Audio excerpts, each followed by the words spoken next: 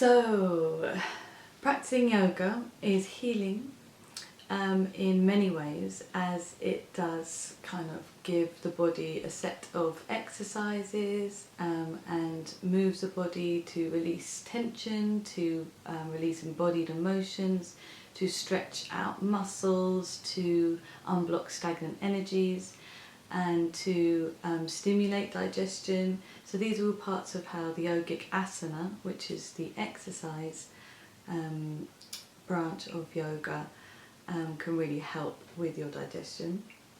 But yoga is more than a set of exercises. In fact, you probably will be aware that it includes a lot of breathing techniques as well.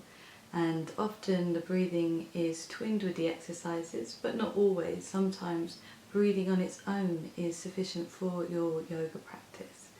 And when we do breathe with our movement, that's a really effective way of tuning into the body, moving intuitively and smoothly with yourself, keeping focused on just you, what's going on with you and your body.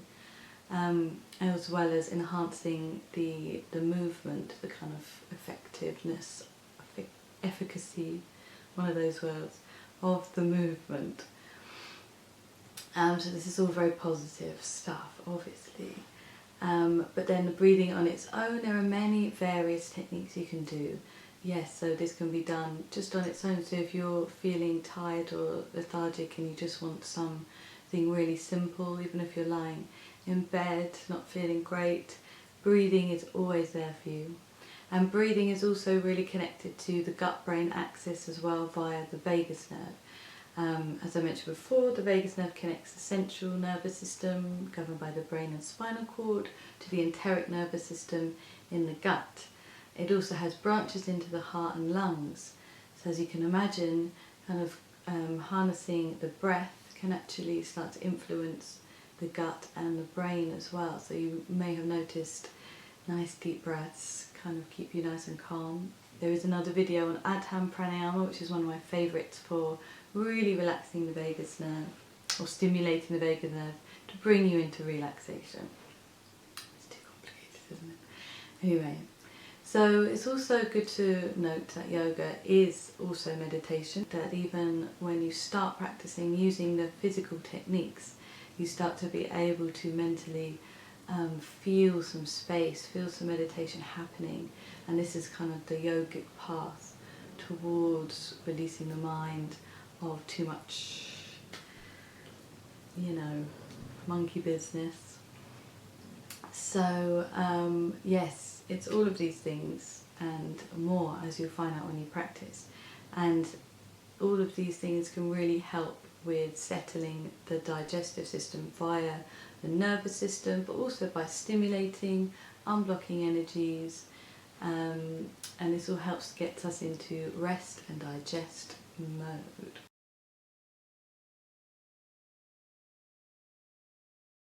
The word yoga actually means connection, so it is about connecting yourself with the universe. So maybe you can think about it as connecting yourself better with the world around you, kind of being able to move a little bit more in harmony with things going on, rather than them feeling like conflict to you, building up this soft resilience against the stresses of the world, so that the body is able to handle it and not start to develop disorder, dis-ease. And we can do this by connecting the mind and the body through these exercises, through breath work, through meditation, and through connecting all of these things together.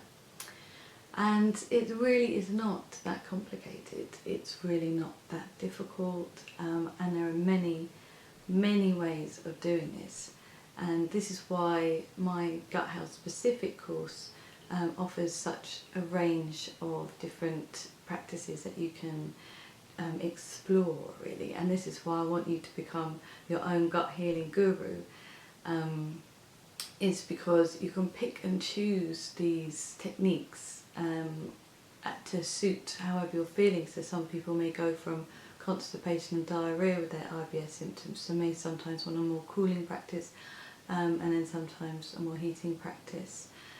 Sometimes you may just want some breathing to do when you're feeling stressed.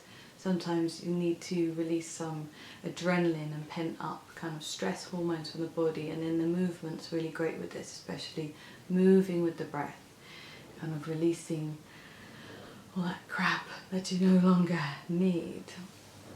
So this is really how yoga can help your IBS symptoms, and yes, please do get in touch if you have any more questions on the matter, or you can go to my website www.space2flow.com.